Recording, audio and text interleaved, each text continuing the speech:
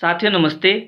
तो आज हम अध्याय 5 समांतर श्रेणियाँ जिसे हम एपी बोलते हैं, इनके इम्पॉर्टेंट पॉइंट पढ़ेंगे।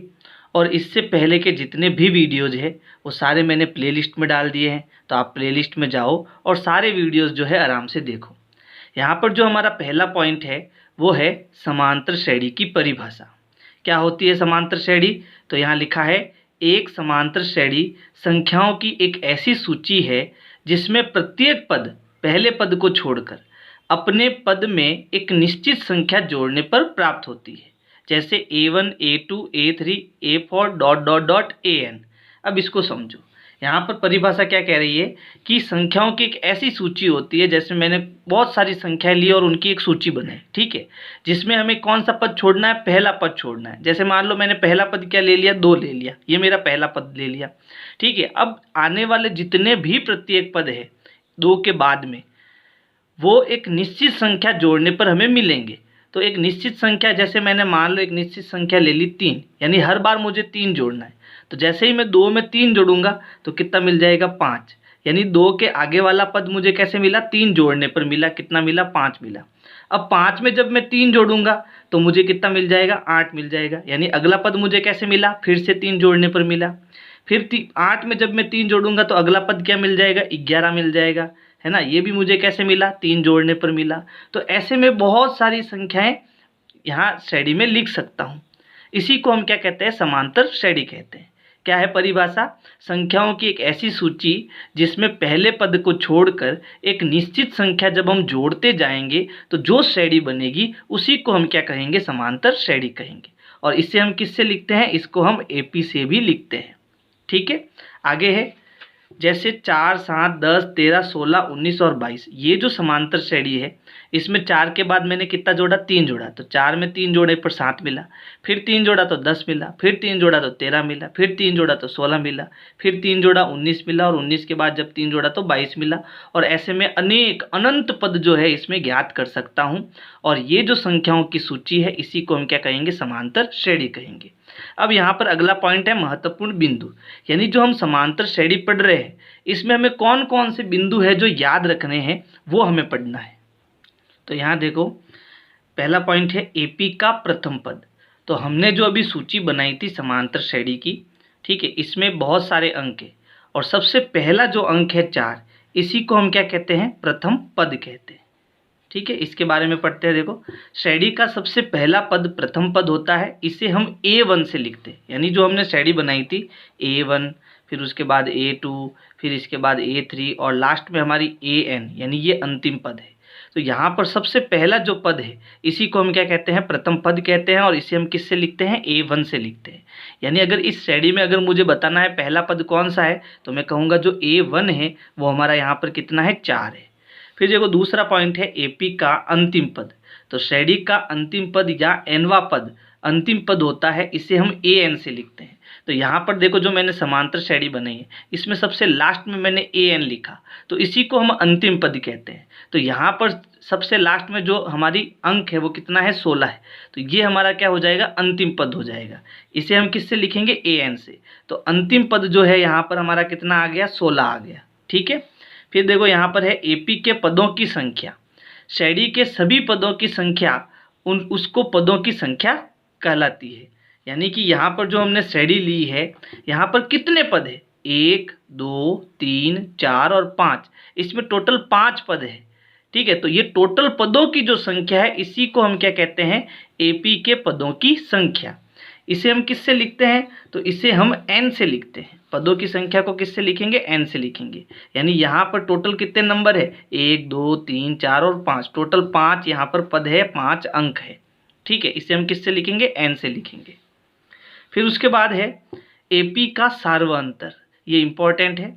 प्रत्येक पद में जो निश्चित संख्या जोड़ी जाती है उसे सार्वअंतर कहते हैं। यानी जो हमने श्रेणी बनाई थी तो इनमें प्रत्येक में हमने कितना जोड़ा था? 3-3। सभी पदों में कितना जोड़ा था? 3-3 जोड़ा था। तो ये जो हम 3-3 जोड़ते हैं उसी को हम क्या कहते हैं? सार्वअंतर कहते हैं। और इस सार्वअंतर को हम किससे लिखते हैं? डी से लिखते हैं। यदि मान लो आपको किसी श्रेणी में सार्वअंतर निकालना हो तो आप क्या करोगे? A2 यानी दूसरे पद में से पहले पद को घटा देंगे। यानी यहाँ पर देखो 7 है, अगर मैं 7 में से 4 घटाऊंगा तो मुझे कितना मिलेगा? 3 मिलेगा। यानी अगर मुझे डी का फॉर्मूला निकालना है वो क्या होगा, A2 माइनस A1। जब हम दूसरे पद में से पहले पद को घटाएंगे तो हमें क्या मिल जाएगा, सार्वंतर मिल जाएगा। सार्वंतर क्या है, ये समांतर श्रेणी जब हमने बनाई थी तब यहाँ पर पहले पद में हम ऐसी कौन सी निश्चित संख्या थी जिसे हम जोड़ रहे थे, वही हमारा क्या होता है, सार्वंतर होता है। यानी इन सभी पदों में हमने क्या जोड़ा, 3 3 जोड़ा है। देख लो 13 में 16, 13 में 3 जोड़ा तो कितना मिला, 16, है ना। तो ये जो निश्चित अंतराल है इन सभी दो दो पदों में, इसी को हम क्या कहते हैं, सार्व अंतर कहते हैं। तो एक समांतर श्रेणी में ये चीजें हमें ध्यान रखना बहुत आवश्यक है। अगला पॉइंट है एपी का व्यापक रूप, यानी समांतर श्रेणी का व्यापक रूप। तो यहाँ पर सबसे पहला पद हमारा क्या हो जाएगा, ए हो जाएगा। फिर दूसरा पद क्या हो जाएगा, ए प्लस डी हो जाएगा। तीसरा पद क्या हो जाएगा, ए प्लस 2d हो जाएगा। फिर चौथा पद क्या हो जाएगा, ए प्लस 3d हो जाएगा। और लास्टवा पद हमारा क्या हो जाएगा, an-1 इंटू डी हो जाएगा। तो ये समांतर श्रेणी का क्या होता है, व्यापक रूप होता है। अब ये आया कैसे, इसको हमें समझना है। तो देखो यहाँ पर जब आप इसको समझोगे तो आपके बहुत सारे डाउट क्लियर हो जाएंगे, इसलिए यहाँ पर इसको ध्यान से समझना। हमने अभी पढ़ा कि जो समांतर श्रेणी होती है वो संख्याओं की एक सूची होती है। तो मैंने एक संख्याओं की सूची ले ली, A1, फिर A2, A3 और उसके बाद यहाँ पर लास्ट पद में ले लिया AN। ठीक है, तो ये मेरी एक क्या बन गई, समांतर श्रेणी बन गई। अब यहाँ पर जो मैंने इसका व्यापक रूप लिखा है, इसमें सबसे पहले क्या है, A है। तो अभी हमने जो समांतर श्रेणी बनाई थी, है ना, उसमें हमने कोई भी एक पद ले लिया था। तो यहाँ पर जो ये पहला पद है ये हमारा वही रहेगा, इसमें कोई चेंज नहीं होगा। तो यहाँ मैंने क्या ले लिया, A ले लिया। इसको A1 को क्या ले लिया, यहाँ पर A ले लिया, यानी पहला पद मैंने A ले लिया। अब मुझे दूसरा पद बनाना है, तो दूसरा पद बनाने के लिए मुझे इसमें क्या जोड़ना पड़ेगा, एक निश्चित संख्या जोड़नी पड़ेगी। और उस निश्चित संख्या को हमने क्या बोला था, डी बोला था, सार्वंतर, है ना। तो यहाँ पर जब मैं एक निश्चित संख्या यानी डी को जोड़ूंगा, ए प्लस डी को जोड़ूंगा, तो मुझे कौन सा पद मिल जाएगा, दूसरा पद मिल जाएगा। जैसे अभी हमने श्रेणी बनाई थी, पहला पद मैंने 4 लिया था, अब मुझे दूसरा पद चाहिए। तो यहाँ पर मैं क्या जोड़ रहा हूँ, निश्चित संख्या 3। तो 4 में 3 जोड़ूंगा तो मुझे कितना मिल गया, 7 मिल गया, है ना। फिर 7 में मैं क्या जोड़ूंगा, 3 जोड़ूंगा तो मुझे कितना मिल जाएगा, 10। यानी यहाँ पर अगला पद हमारा क्या है, ए प्लस डी। इसमें फिर से हमें डी जोड़ना है। तो ए प्लस डी में अगर मैं प्लस डी और जोड़ूंगा तो यहाँ डी और डी जुड़कर कितना हो जाएगा, 2d हो जाएगा। यानी इसका अगला पद मुझे क्या मिलेगा, a प्लस 2d मिलेगा। फिर मुझे इसका अगला पद चाहिए तो एक डी इसमें और जोड़ना पड़ेगा। तो एक डी और जुड़ेगा तो वो क्या हो जाएगा, 3d हो जाएगा। तो ये हो गया a प्लस 3d। ऐसे हम जोड़ते जाएंगे। अब यहाँ पर अंतिम पद क्या होगा, ये इंपॉर्टेंट है, इस सूत्र को समझना आप। देखो यहाँ पर ये पहला पद है, ये हमारा दूसरा पद है, ये हमारा तीसरा पद है और ये हमारा चौथा पद है। अब इसमें हमें क्या देखने को मिल रहा है कि जहाँ चौथे पद की बात आ रही है तो यहाँ हम 3d जोड़ रहे हैं। यहाँ तीसरे पद की बात आ रही है तो यहाँ हम 2d जोड़ रहे हैं। और यहाँ दूसरे पद की बात आ रही है तो यहाँ हम 1d जोड़ रहे हैं। यानी जो पद का संख्या है उससे हम एक कम d जोड़ रहे हैं। जैसे यहाँ 4 आ रहा है तो ऊपर कितना आ रहा है, 3 आ रहा है, यानी एक कम आ रहा है। यानी जो लास्ट वाला पद होगा वो हमें क्या मिलेगा, लास्ट वाला पद n में से एक कम मिलेगा, यानी n-1 ये वाला पद हमें मिलेगा। यानी यहाँ पर अगर मुझे लास्ट पद चाहिए तो वो क्या होगा, a प्लस इसमें कितने d जोड़ेंगे, n-1 d जोड़ेंगे। यानी जो लास्ट पद होगा an वो हमें क्या मिलेगा, जो हमारा लास्ट पद होगा an वो मिलेगा। पहले तो a ले लो, फिर इसमें कितने d जोड़ने हैं, लास्ट वाले पद से एक कम, यानी n-1 d इसमें जोड़ने हैं। ये अंतिम पद का सूत्र हो जाएगा, है ना। अंतिम पद ज्ञात करने का सूत्र हो जाएगा। और व्यापक रूप में भी यहाँ पर लास्ट में जो अंतिम पद आएगा वो क्या आएगा, a कोष्टक n-1 इंटू डी। बात समझ में आई। यानी कि हमें क्या क्या चीज़ें समझनी है कि यहाँ पर जो इस एपी में प्रथम पद है ना, a1 वो कितना है, 4 है। फिर इसमें जो दूसरा पद है a2 वो यहाँ पर कितना है, 7 है। तीसरा पद यानी कि a3 कितना है, तो तीसरा पद हमारे पास यहाँ पर 10 है। और अंतिम पद को हम लिखते हैं an से। तो an यहाँ पर कितना है, 16 है। कुल पदों की संख्या यानी n यहाँ पर कितने हैं, तो यहाँ पर कुल पद गिनो, 1 2 3 4 5। तो यहाँ कुल पद कितने हैं, 5 है। बात समझ में आई। और यहाँ अंतिम पद का अगर मुझे फॉर्मूला लगाना है तो फॉर्मूला क्या है, an बराबर a plus n-1 into D, है ना। तो ए हमारा यहाँ पर कितना आ गया, 4 आ गया, प्लस एन यहाँ पर पदों की संख्या, यहाँ पर टोटल कितने पद है, तो टोटल 5 पद है, तो एन की जगह 5 आ जाएगा। फिर 1 घटाएंगे और डी का गुणा करना है। डी यहाँ पर हमने सब में कितना जोड़ा था, 3 3 जोड़ा था, तो डी हमारा कितना आ गया, 3 आ गया। तो ये हो गया 4 प्लस 5 में से 1 घटाएंगे तो 4 आएगा, कोष्टक हटेगा तो इंटू आएगा, यहाँ 3 आएगा। पहले गुणा करेंगे तो 4 त्रिया 12 आएगा, 12 में 4 जोड़ेंगे तो कितना आएगा, 16। तो देखो अंतिम पद हमारा कितना आ रहा है, 16 आ रहा है। तो ये फॉर्मूला भी हमारा बहुत इंपॉर्टेंट है ना। ये अंतिम पद ज्ञात करने का फॉर्मूला है, इसको हम आगे पढ़ेंगे। अगला पॉइंट है परिमित एपी यानी परिमित समांतर श्रेणी। तो देखो ऐसी श्रेणी जिसमें पदों की संख्या निश्चित हो परिमित समांतर श्रेणी कहलाती है। जैसे 2 4 6 8 10 ये हम क्या ले रहे हैं, एक समांतर श्रेणी ले रहे हैं। इसमें कितने पद है, 1 2 3 4 5, इसमें टोटल 5 पद है। तो इसको मैं आराम से गिन सकता हूँ। तो जिन श्रेणियों को हम गिन सकते हैं या फिर जिनमें पदों की संख्या निश्चित होती है, ऐसी श्रेणी को हम क्या कहेंगे, परिमित श्रेणी कहेंगे। ठीक है। फिर है अपरिमित एपी यानी अपरिमित समांतर श्रेणी। वो क्या होती है, ऐसी श्रेणी जिसमें पदों की संख्या अनंत होती है, अपरिमित एपी कहलाती है। इसमें अंतिम पद ए एन नहीं होता है, यानी इसमें लास्ट पद आपको नहीं मिलेगा, क्योंकि इसमें कितने पद होते हैं, अनंत पद होते हैं। जैसे 2 4 6 8 10, इसके बाद ये डॉट डॉट डॉट का मतलब ये समांतर श्रेणी चलती जा रही, इसके बाद अंक आते जा रहे है ना, इनको हम गिन नहीं सकते। तो श्रेणियाँ 2 प्रकार की होती है, परिमित और अपरिमित। फिर है एपी बनाने हेतु ए व डी आवश्यक, यानी अगर आपको एक समांतर श्रेणी बनानी है तो इसके लिए आपको ए और डी प्रश्न के अंदर आना बहुत ज़रूरी है। अगर ए और डी आपको नहीं देंगे तो आप समांतर श्रेणी भी नहीं बना सकते। जैसे अगर मान लो ए मैं 6 लेता हूँ और डी 3 लेता हूँ, मान लो ए अगर मैं 6 लेता हूँ और डी अगर मैं 3 लेता हूँ और मुझे एक समांतर श्रेणी बनानी है, तो देखो यहाँ पर एपी सबसे पहला पद क्या हो गया, 6 हो गया। अब हर बार मुझे कितना जोड़ना है, 3 3 जोड़ना है। तो जब मैं 6 में 3 जोड़ूंगा तो मुझे 9 मिलेगा, 9 में 3 जोड़ूंगा तो 12 मिलेगा, 12 में 3 जोड़ूंगा तो 15 मिलेगा, 15 में 3 जोड़ूंगा तो 18 मिलेगा। इस प्रकार मैं 3 जोड़ता जाऊंगा तो मुझे अनंत पद मिलते जाएंगे और ये श्रेणी हमारी क्या हो जाएगी, समांतर श्रेणी हो जाएगी। यानी समांतर श्रेणी बनाने के लिए हमें ए और डी ये दोनों देना बहुत ज़रूरी है। ठीक है। अब इसको हम सूत्र से करते हैं। देखो सूत्र से करना भी बहुत ज़रूरी है, ये आपको होना चाहिए। फॉर्मूला क्या होता है समांतर श्रेणी का, ए पी बराबर पहली पद होता है ए, फिर होता है ए प्लस डी, फिर होता है ए प्लस 2d, फिर ऐसे हमें जोड़ते जाना है। तो ए हमारा यहाँ पर कितना आ गया, 6 आ गया। ए प्लस डी यानी ए 6 में हमें कितना जोड़ना है, 3 जोड़ना है। ठीक है। फिर हमें ए प्लस 2d जोड़ना है, यानी कि 6 में हमें 2 इंटू डी का मतलब 3 जोड़ना है। तो यहाँ पहला पद 6 हो गया, 6 में 3 जोड़ेंगे तो 9 हो जाएगा। फिर देखो 3 और 2 का गुणा करेंगे तो 6 हो जाएगा, 6 में 6 जोड़ेंगे तो कितना हो जाएगा, 12 हो जाएगा। तो यहाँ पर सूत्र से भी हम एपी बना सकते हैं। दोनों ही तरीके हमें आने चाहिए। ठीक है। अगला पॉइंट है एपी द्वारा ए व डी ज्ञात करना, यानी अगर हमें समांतर श्रेणी दी हुई हो तो हमें ए और डी ज्ञात करना भी आना चाहिए। जैसे अभी हमने जो समांतर श्रेणी बनाई थी वो क्या थी, वो थी हमारे पास 6 9 12 15 और ये समांतर श्रेणी चल रही थी। तो यहाँ पर ए को तो ज्ञात करना बहुत आसान है, प्रथम पद तो हमारा यानी ए हमारा क्या हो गया, 6 आ गया। अब डी हमें ज्ञात करना है, तो डी का जो फॉर्मूला होता है वो होता है दूसरे पद में से पहले पद को घटाओ। तो दूसरा पद हमारा यहाँ पर क्या है, ये पहला पद ये दूसरा पद। दूसरा पद है 9 और पहला पद है 6। तो जब 9 में से 6 घटाएंगे तो कितना आएगा, डी। तो यहाँ पर डी हमें कितना मिल गया, 3 और ए हमें कितना मिल गया, 6।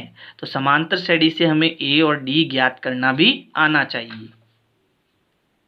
अब देखो यहाँ पर मैंने नोट करके एक लाइन लिखी है, वो क्या है, यदि किसी श्रेणी के 2 क्रमागत पदों का अंतर सदैव समान रहता है तो वह समांतर श्रेणी होती है, अन्यथा नहीं। ये भी बहुत इम्पोर्टेंट चीज़ है जो आपको ध्यान रखनी है। अगर आपको पूछे कि कोई समांतर श्रेणी होगी या नहीं होगी तो आपको कैसे चेक करना है कि यदि श्रेणी के 2 क्रमागत पदों का अंतर सदैव समान होता है तब तो वो समांतर श्रेणी होगी, नहीं तो नहीं होगी। जैसे मैं समांतर श्रेणी लेता हूँ, यही 6 9 फिर उसके बाद 12 15, ये हमारी एक समांतर श्रेणी हो गई। अब दो क्रमागत पदों का अंतर कितना आना चाहिए? 3। तो ये मैंने दोनों पद लिए, इनका अंतर कितना आ रहा है? 3। 9 में से 6 गया 3। अब ये दोनों पद ले लो, 12 में से 9 को घटाओ, कितना आया? 3। फिर इन दोनों पदों को ले लो, दो क्रमागत यानी कि क्रमानुसार पद होने चाहिए, 15 और 12 ले लो, दोनों को घटाओ, कितना आया? 3। यानी हर बार जो है अंतर हमेशा कितना आना चाहिए? 3 आना चाहिए। अगर ऐसा होता है तब तो वो समांतर श्रेणी होगी, और अगर ऐसा नहीं होता है वो हमारी समांतर श्रेणी नहीं होगी। जैसे मान लो एक मैंने एपी ली 2 4 6 9 5, ठीक है। तो अब यहाँ पर दो क्रमागत पदों का अंतर देखो, इन दोनों का अंतर कितना आया? 2। इन दोनों का अंतर कितना आया? 2। इन दोनों का अंतर कितना आ गया? 3। और इन दोनों का अंतर कितना आ गया? -4। इसका मतलब ये हमारी समांतर श्रेणी नहीं है, क्योंकि यहाँ पर जो हम अंकों की सूची ले रहे हैं इसमें क्रमानुसार सार्वअंतर नहीं है। सार्वअंतर सभी दो क्रमागत पदों में बराबर होना चाहिए, ठीक है। अगला पॉइंट है एपी का nवां पद यानी अंतिम पद ज्ञात करने का सूत्र। जो मैंने अभी बताया था आपको कि जो an होता है वो a + n-1 इंटू डी के बराबर होता है। यदि आपको अंतिम पद ज्ञात करना है तो ये सूत्र आपको याद होना चाहिए। जहाँ यहाँ पर जो an है हमारा, ठीक है, an ये क्या होता है? nवां पद, या फिर इसे हम अंतिम पद भी बोलते हैं। a हमारा क्या है? प्रथम पद। n क्या है? पदों की कुल संख्या। और d क्या है? सार्वअंतर, ठीक है। जब a n और d के हम मान लगाएंगे तो हमें क्या मिल जाएगा? अंतिम पद मिल जाएगा या nवां पद मिल जाएगा।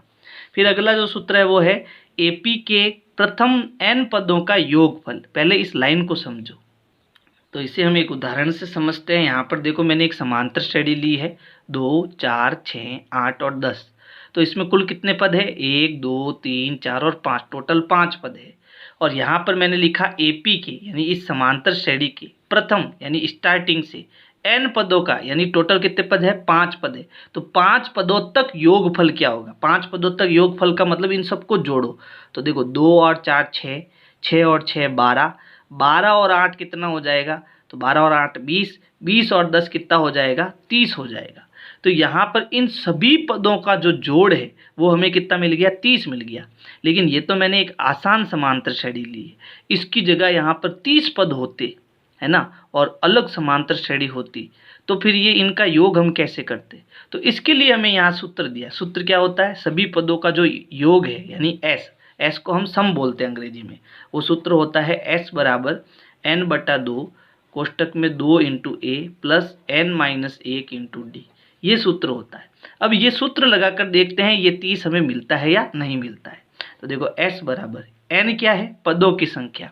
तो यहाँ पर टोटल कितने पद है? 5 पद है ना, 1 2 3 4 5। तो यहाँ आ जाएगा n की जगह 5 और बट्टे में 2। फिर 2 इंटू a, तो यहाँ 2 इंटू a यानी कि पहला पद कितना है? 2। फिर यहाँ प्लस का निशान, n-1, यहाँ पर टोटल कितने पद है भाई? 5 पद है। तो n की जगह आ जाएगा 5, फिर -1 और गुणे में d। डी कैसे निकालना? दूसरे पद में से पहले पद को घटाओ, तो 4 में से 2 गया, कितना बचा? 2। तो ये हमारा सार्वअंतर यानी कि डी हो जाएगा। अब इसको सरल करेंगे तो s बराबर ये हो गया 5/2। 2 और 2 का गुणा कितना हो गया? 4, प्लस 5 में से 1 घटाएंगे तो आएगा 4 और गुणा 2। अब पहले गुणा करेंगे तो s बराबर 5/2, फिर उसके बाद ये हो गया 4 प्लस 4 और इंटू 2 कितना हो गया? 8 हो गया। इन दोनों को जोड़ेंगे तो s बराबर 5/2 और यहाँ पर इंटू का निशान है, इंटू 8 और 4 कितना हो गया? 12। 2 का भाग देंगे 12 में, 2 छंग 12। अब 5 और 6 का गुणा कराओ तो s बराबर 5 छंग कितना हो गया? 30। तो फॉर्मूले से भी हमारा कितना आया? 30। यानी कि यहाँ पर जब हमें समांतर श्रेणी देते हैं तो स्टार्टिंग से सभी पदों का जो जोड़ होता है उसका सूत्र क्या होता है? n/2 into 2a plus n-1 into D. ठीक है, तो ये भी एक इम्पॉर्टेंट सूत्र है जो आपको याद रखना है। अब देखो इस प्रश्न में इस सूत्र को जो है हम दूसरा रूप भी दे सकते हैं। इसका दूसरा रूप क्या होगा? तो यहाँ पर देखो हमने एक सूत्र पढ़ा था an का, ठीक है। an क्या होता है? a plus n-1 into D, ये n का फॉर्मूला है। यहाँ पर मैं ये फॉर्मूला बना सकता हूँ, कैसे? तो देखो यहाँ पर जो है n/2 और यहाँ 2 इंटू ए का मतलब क्या होता है? a में a जोड़ो तो 2a हो जाएगा। तो 2 इंटू ए को मैंने a प्लस a लिख दिया, फिर आगे है प्लस n-1 इंटू डी। अब देखो यहाँ से यहाँ तक ये मेरा ये वाला सूत्र बन रहा है, तो इस पूरे की जगह मैं ये लिख सकता हूँ। तो आगे क्या मिलेगा, देखो n/2, फिर ये हो गया a, और इस पूरे की जगह मैं क्या लिख सकता हूँ, an, तो यहाँ आ गया प्लस an। अंतिम पद को हम l भी लिखते हैं, क्या लिखते हैं, l, तो an की जगह मैं l लगा सकता हूँ, तो n/2 a प्लस l। ये एक योगफल का एक और फॉर्मूला बन जाएगा जो आपको याद रखना है। यानी s के हमें दो सूत्र याद रखने हैं, एक तो ये याद रखना है, दूसरा ये वाला याद रखना है, और दोनों ही इम्पोर्टेंट है। ठीक है, तो ये हो गया हमारा सूत्र। अगला पॉइंट है, यदि A B C A P में 3 पद है तो समांतर माध्य। ये देखो, ये आपको सूत्र याद रखना है समांतर माध्य का। यानी अगर हमें 3 पद दिए हुए हो और वो ए पी में हो तो इनका हमें समांतर माध्य किस सूत्र से ज्ञात करना है। जो बीच वाला पद है बी, उसका हो जाएगा b बराबर a प्लस सी बटा 2। यानी पहले पद और तीसरे पद को जोड़कर हमें किसका भाग देना है, 2 का। तो ये जो आपकी समांतर श्रेणी वाला चैप्टर है, इसमें टोटल ये इम्पोर्टेंट पॉइंट और सूत्र यही है, और इतना ही आपको ध्यान रखना है। और अगर आपको मेरी वीडियोस पसंद आ रही है तो वीडियो को लाइक करना है, अपने दोस्तों को शेयर करना है। Thank you.